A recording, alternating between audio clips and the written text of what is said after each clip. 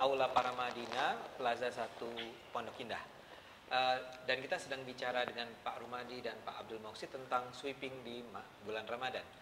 Sekarang ada satu pertanyaan yang terus mengganggu juga, karena ini bertahun-tahun terjadi, berulang-ulang terjadi. Ya. Tadi Mas Rumadi sempat menyebut tentang peran pemerintah dan seterusnya. Cuma memang ada dugaan bahwa, atau tuduhan tepatnya, bahwa memang aksi-aksi sweeping ini adalah praktek-praktek yang disengaja dibiarkan oleh negara.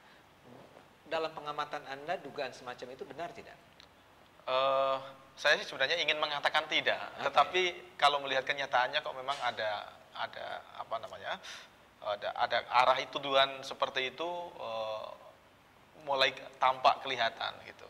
Tapi menurut saya yang paling penting adalah bahwa hal seperti ini, sweeping seperti ini dilakukan oleh, terutama yang dilakukan oleh aparat-aparat swasta tadi itu, memang harus dihentikan. Karena ini hanya akan menimbulkan kegaduhan-kegaduhan sosial, dan bukan tidak mungkin justru akan menimbulkan konflik sosial.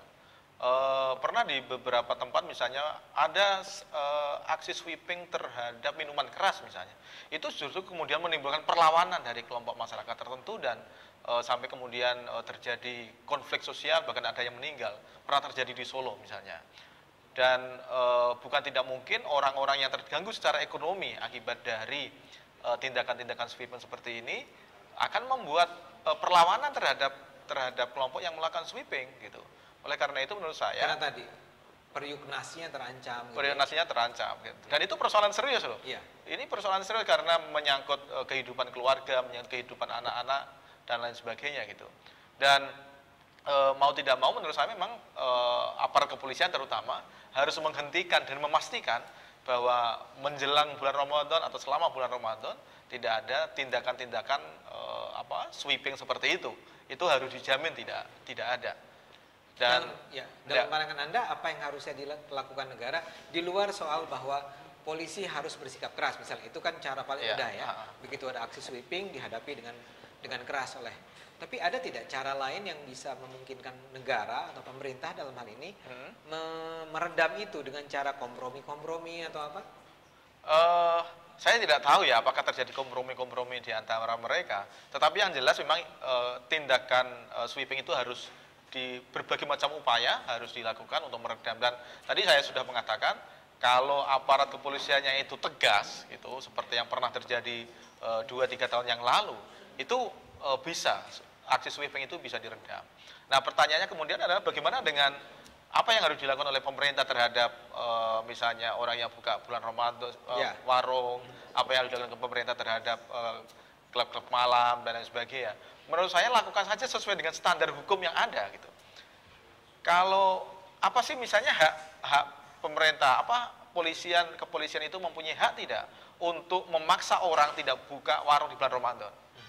Kalau memang polisi tidak punya hak untuk itu, ya jangan dilakukan gitu. Dan nanti saya yakin bahwa masyarakat itu pasti mempunyai cara sendiri, mempunyai kearifan sendiri untuk misalnya bagaimana supaya warungnya itu tidak mencolok, bagaimana supaya mereka tidak warungnya tidak menimbulkan ketersinggungan baik kelompok muslim dan lain sebagainya. Anda setuju?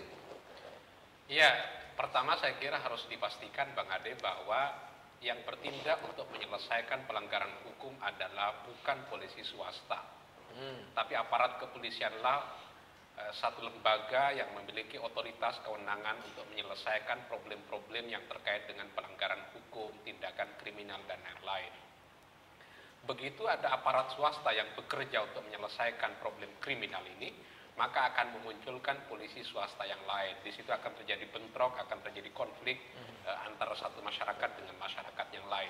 Itu harus bisa dipastikan betul. Karena itu negara hadir untuk memberikan kepastian terjadinya keamanan.